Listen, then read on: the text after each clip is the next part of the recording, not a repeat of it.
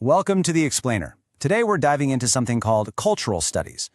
Now, this is a field that gives us this incredible lens for understanding, well, pretty much everything, from classic books to your favorite TV shows.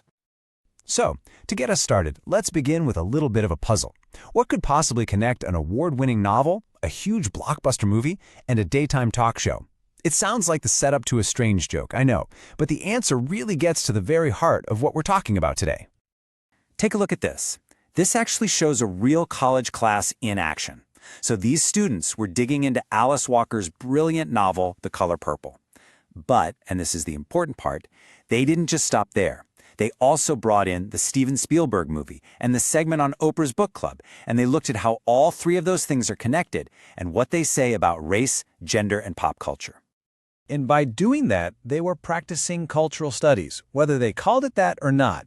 That very act of linking different kinds of media, of questioning cultural norms, and looking at their combined impact, that is the absolute core of this whole field.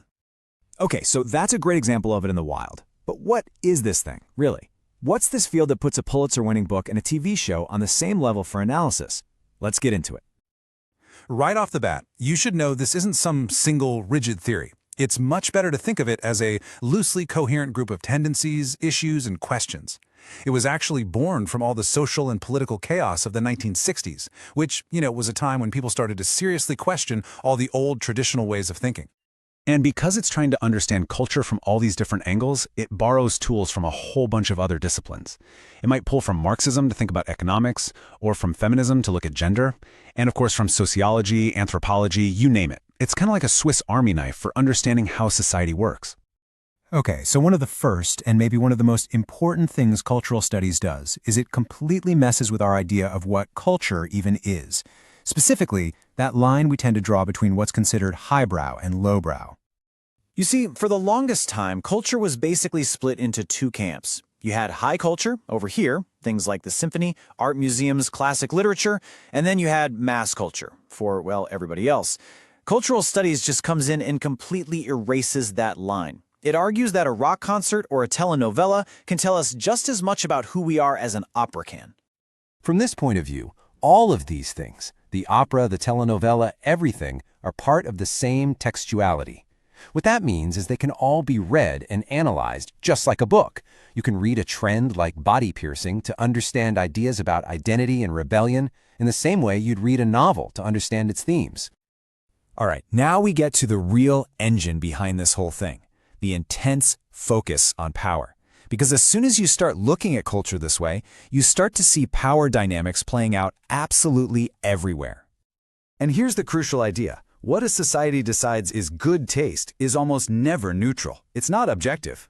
Cultural studies argues that what we call good taste is usually just a reflection of the values of the dominant social, economic, and political groups of that time.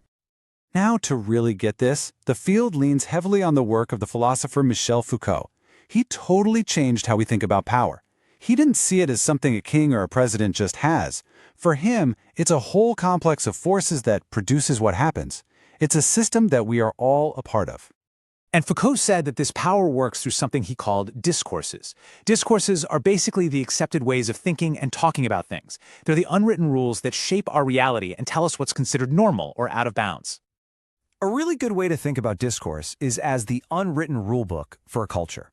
Or maybe even like the operating system that's just always running in the background. It guides what we do and what we believe, and a lot of the time we don't even notice it's there. This is a perfect example of how you can find these hidden arguments in culture. Think about the adventure stories of Rudyard Kipling. On the surface, they're just fun, exciting tales. But if you do a cultural studies analysis, you can uncover an entrenched imperialist argument, a hidden message that supported the British Empire. That whole discourse of colonialism is just baked right into the story. So, if we pull all this together, this approach really has four main goals. 1, break out of those rigid academic boxes. 2, be politically engaged and always question power. 3, get rid of that fake divide between high and low culture. And 4, always analyze how culture gets made and who's paying for it. Okay, so this is all really fascinating stuff. But why does it matter? Why is learning to see the world through this lens so important, especially right now? Well, it's because this isn't just about sitting back and analyzing things from a distance. It's meant to be an emancipatory project, an engaged activity. The whole point is to use this kind of analysis to actually engage with real-world problems, things like racism, sexism, and all kinds of inequality. And the ultimate goal really is to teach the controversy. The idea is that by learning how to break down these complicated, often clashing cultural messages, we get what the source here calls sound training for citizenship. It helps prepare us to deal with our differences in a world that's only getting more diverse and complex. And that leaves us with one last thing for you to think about. Now that you know about these hidden discourses, these unwritten rules, start looking for them.